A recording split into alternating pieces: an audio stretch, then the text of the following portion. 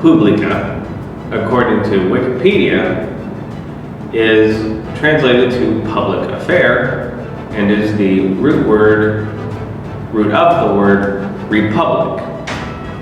And it says that the word commonwealth has traditionally been used as a synonym for it, but that's unlikely. And res is a nominative singular Latin noun for substantive or concrete thing, as opposed to space, which means something unreal or ethereal. And publica is an attributive adjective meaning of or pertaining to the public or the people. And then they use this as the explanation for calling it the public thing, comma, affair, or the people's thing, comma, affair. And in this case, the writer, who is from an earlier generation, is using the comma to mean and, which it does not. But that gives you a general idea of what republic stems from in the word origin or etymology.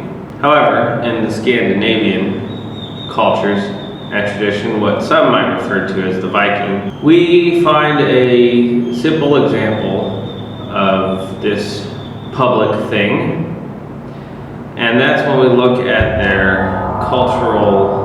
their legal system, which includes the law rock, and that is used to administer the thing, which is nothing more than a gathering or a public gathering of people to administer justice, look for settlement, and do administer other such events, which of course could also include festivals, ceremonies.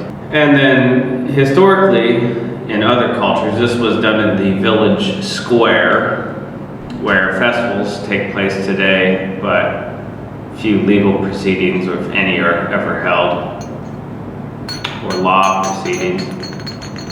And then this gives us an idea of the context for public castigation or punishment and public trial in front of everyone, which of course makes this idea of public as a theme across many cultures and regions historically. And public execution is another example. In this type of old world, certain individuals, like a specific British socialite and a other well-connected person, would not be able to easily escape justice, as they did so in this recent century, which they were able to do because we do not live in a republic.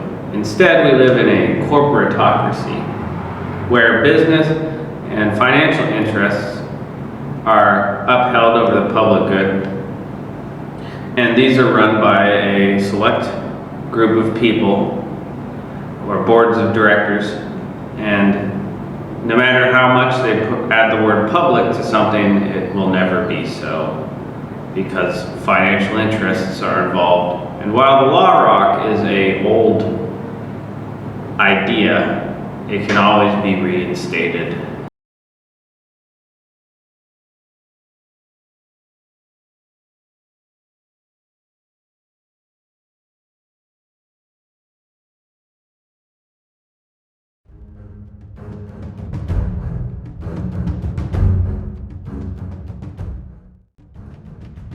Enforcement of these republics, or the idea of the public thing, is mainly done through two mechanisms which no longer exist in their original form today.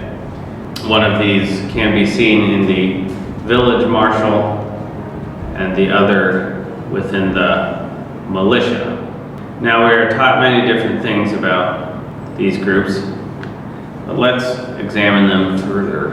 Under the Ohio Revised Code, it states that the marshal of a village has exclusive authority over the stationing and transfer of all deputies, officers, and employees within the police department of the village under the general rules that the mayor prescribes. And then the marshal shall suppress all riots, disturbances, and breaches of the peace, and to that end may call upon the citizens to aid the marshal The marshal shall arrest all disorderly persons in the village and pursue and arrest any person fleeing from justice in any part of the state, which sounds very similar to a sheriff. And then when we look at the Ohio Revised Code again, we see that a chief of police was designated as village marshal in 2006, which makes you wonder what the original village marshal, how they were selected or elected. However, in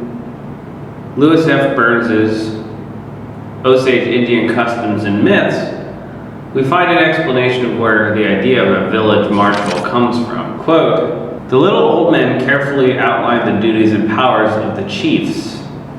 The 12 duties and powers can be placed in a list. When any person engages in fighting and there is a threat to life, the chiefs must stop the fight. If murder does occur and revenge upon the guilty one's life is sought, the chiefs must enforce the peace. If a murderer hunted by avengers enters either of the houses in the middle or chief's house, the chief is required to protect him. The chief, from the division of the murderer, must require the guilty one to take gifts to the relatives of his victims as a peace gesture. Refusal to make a peace gesture compels the chief to exile the murderer from association with the tribe. The chief is empowered to ask his people to give gifts to the relatives of the slain person in this case. Upon the continuing efforts of revenge seekers to take the life of a guilty person, the chiefs must exile the determined avengers from the village and tribe. As sometimes happened, a person bent on revenge succeeded in killing the goal of his vendetta after the chief had made peace between the two parties. When this happened, the chief was obliged to have a survivor executed. Any person whose life was threatened by another person could take sanctuary in the house in the middle. The chief was duty-bound to protect the threatened person's life. The same rule applied to strangers. Even though he may be an enemy, no bloodshed was allowed in either of the houses in the middle. Captives had to be brought to the house in the middle as soon as a war party returned. Here they were given their life and offered adoption. Some observers thought the Osages had slaves, which was a misconception. Captives were often given the honored office of shoka, or messenger. They were preferred to Osage shokas because they were considered to be more impartial. Possibly some observers mistook these shokas for slaves. Going to and from the grand buffalo hunts, the chiefs shared the responsibilities. It was the obligation of the chiefs to designate the route, the campsite, and departure times while traveling. The chief served on alternate days. The Sishu chief would be in charge the first day, the Hunka chief the second day, etc., until they reached the hunting grounds. There, a ceremonially appointed director of the hunt took charge. This chief of the hunt served for a specific time. He was not a permanent official. To aid the chiefs in enforcement of their duties, each were empowered to select 5 assistants called aketatsa, or protectors. However, they were commonly called soldiers by the white man. These soldiers had to be selected from any of 10 clans, but the chief was not required to select his 5 protectors from his own division. The soldier or protector clans were the black bear or panther, little male deer, elk, hunka having wings, isolated earth, men of mystery, buffalo bull, elder Sishu, elder sun carriers, and buffalo bullface. Now, it should be noted that some of these are edits made by different propagandists of earlier periods, and this can be noted when it says that they were commonly called soldiers by the white man, and then directly after that it says these soldiers. And this book has many other examples of edits, but it does give us a general idea of how a chief occupied the role of village marshal or sheriff, and what the intent behind those positions actually is. And then the house in the middle seems relative to the idea of a town square, town center, or the law rock of the Scandinavians. And then, quote, the Osage government, as presented here, existed in its final form until 1869. In that year, Isaac Gibson, the Osage agent, suspended Whitehair III as Sishu chief and appointed Pananopasha as governor of the Osage. The little old men were decimated by the white man's diseases and lack of qualified candidates. their power was all but destroyed by the appointment of a council by Isaac Gibson early in 1871. The last of the little old men passed away in the early 1940s. Now, in that paragraph, we find that the destruction of the Osage's lawful and sovereign government, or lawful practices, were eliminated in conjunction with a similar event that eliminated the sovereignty of the United States of America, which was the Treaty of 1871, and then also that a governor was appointed. And the part about being decimated by the white man's disease seems like an edit which would relate a lot to biological warfare, which is a theme that we find replicated today against all of us. And in the second paragraph, in its final form before Isaac Gibson destroyed it, the Osage government placed the controlling power in the hands of little old men. All divisions and clans had representatives in this organization.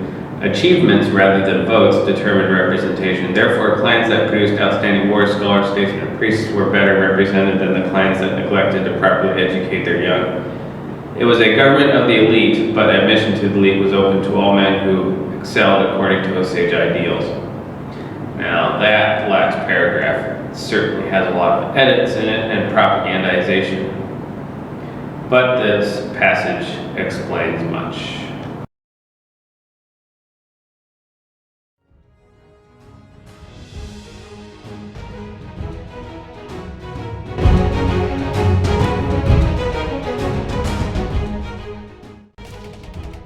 Now, we are taught many different things about the second enforcement element, which is the militia.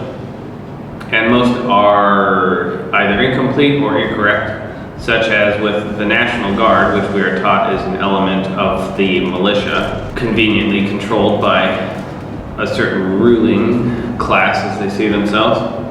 And used in the defense of corporate interests.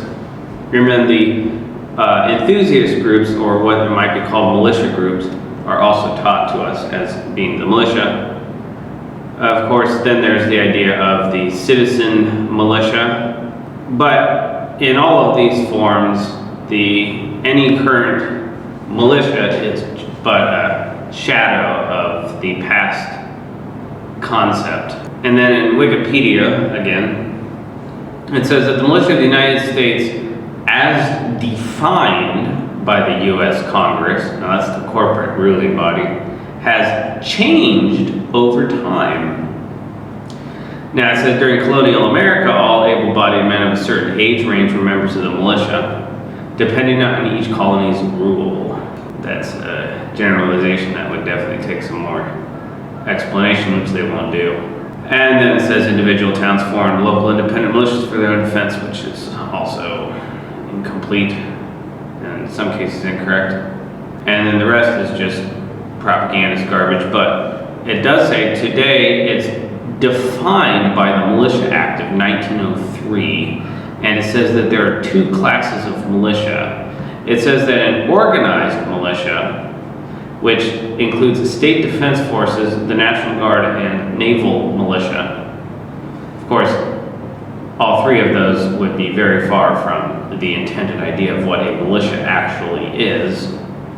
And then it says that an organized militia is a reserve of able-bodied men from 17 to 45 years of age that is not already a member of those aforementioned forces. And of course, both of these definitions of militia put control of the arms squarely in the hands of the corrupt in preservation of corporate interests.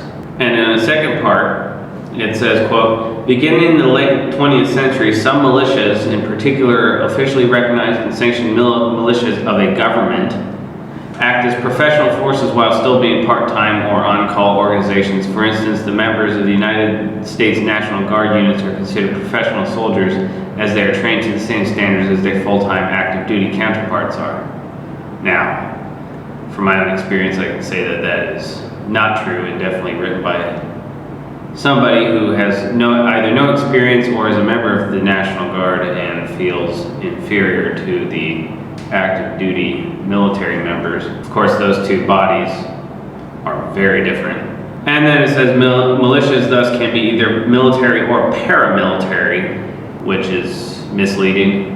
But it does state that one of the responsibilities of the militia is to defend the laws, such as the oath of enlistment in the military, which is given to active duty personnel, and swears them to defense of the Constitution. And then our current definition of militia is reflected in the Soviet Union, where an official reserve army is composed of citizen soldiers. But let's go and look at the Levantine Adventurer, the travels and missions of the Chevalier d'Arvou, 1653 to 1697, by Warren H. Lewis, to get a better understanding of the origin of the idea of a militia. It says, quote, "The Pasha's escort, to which we have just referred, was officially known as the militia, and was the force with which he maintained law and order in his pashalik. For under the curious organization of the empire, the provision of this essential force was the responsibility of the governor, and not of the sultan, whose army was used only for national wars. But it would be a mistake to see the militia as second-line troops. They were," says Darvou, who obviously knew their officers well, "excellent men, brave, well-armed, and tough. Not only did the Pasha have to provide the force, but he had to pay it and supply each man with a daily ration of food, bread, meat, butter, and rice, and barley for the horses of the cavalry. The company commanders, however, were responsible for providing their men with coffee, but not with sugar. A soldier effeminate enough to take sugar had to buy it for himself." And that, end quote, and that is on page 63. Then in a different part, quote, "When he went ashore to reconnoiter, he found that the position was even worse than he had anticipated. The Pasha, with whom Beaufort had made his treaty, was dead, and his two sons, Murad Bey, the army commander, and Mehmet Bey, the admiral, showed no inclination to be bound by their dead father's signature. But here it becomes necessary to say a word on how Tunisia was then governed. Nominally, it was a province of the Ottoman Empire, and as such was supposed to be ruled by a Pasha appointed by the Sultan. But in fact, it was a military republic governed by its army and the Pasha, though treated with the greatest deference and not even a seat in the Divan or Council of State. The only recognition he received as governor was that he was allowed to transmit certain monies annually to the Sultan, and that his signature was appended to all decrees and instruments," end quote. And in a different part, "The real power in Tunisia rested with army, and a very curious army it was. Broken men from other Turkish provinces, renegade Christians, wanted criminals, and all were welcome, provided only that they were Muslims, and it was the height of ill manners to acquaint to a Tunisian soldier's past history.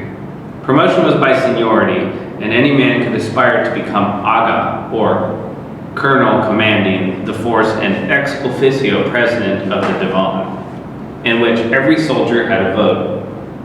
Above the Aga came the colonel general, or Dey, the head of the republic, a post to which he was elected by the soldiery in the Divan. But here certain qualifications were necessary to secure election. The Dey had to be a natural-born Turk, and it was desirable that he should be a Haji, a man who had made the pilgrimage to Mecca.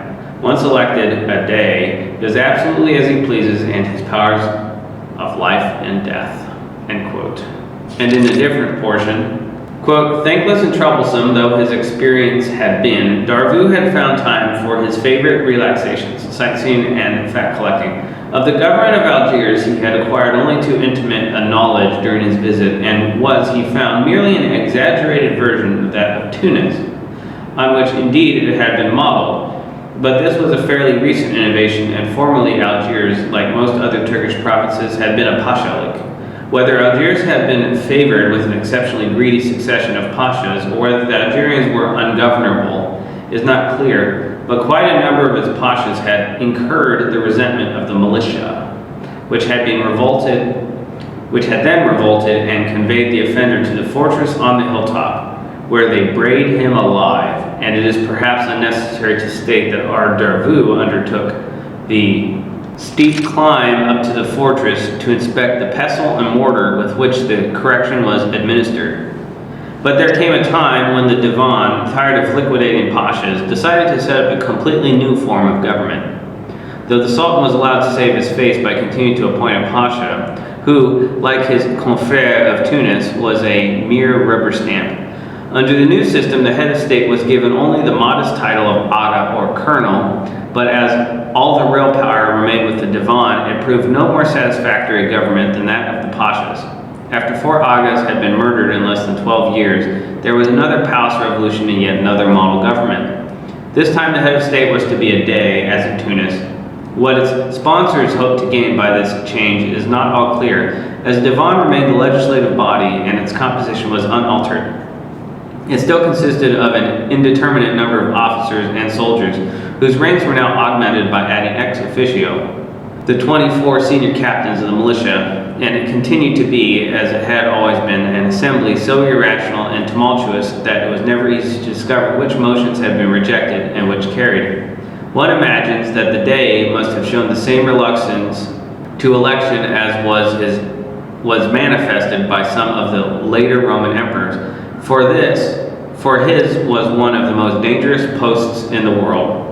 He found himself the servant of the most seditious, undisciplined, and unreasonable forces there were, and his only chance of dying in his bed was to have 3 iron rules: never to punish a soldier, to ensure by any means, fair or foul, that the militia was paid regularly, and to show a yearly increase in the public treasure. The militia may have been all that Darvous says, but on his own showing it was pretty inefficiently organized. It had no establishment, but the strength remained more or less constant at about 20,000 men, recruited partially from natural-born Turks, partly from renegades of every nation. But no renegade was accepted unless he was a free man, nor were any natives allowed to enlist. At this time, the population of Algeria was about 100,000, of whom 1/5 were Turks, another 1/5 Jews, and slaves in about equal proportions, and the remaining 3/5 natives, that is to say, Moors, Arabs, and various sorts of half-castes, Moriscos, for example. And then in a separate portion, it goes on, Grenadines, who were descendants of the Moors expelled from Spain by Isabella and Ferdinand and so forth. And all these latter were excluded from the army, lest the day should come when, if properly trained, they should become powerful enough to overthrow the ruling class. The army was kept up to strength on a simple plan. From time to time, the warships of Algiers sailed into the Levant seas on recruiting duty. That is to say, they collect all the bandits, rebels, fugitives from justice, and incorrigible wasters whose parents want to get rid of them. In a word, all the excrement of the territories of the Sultan.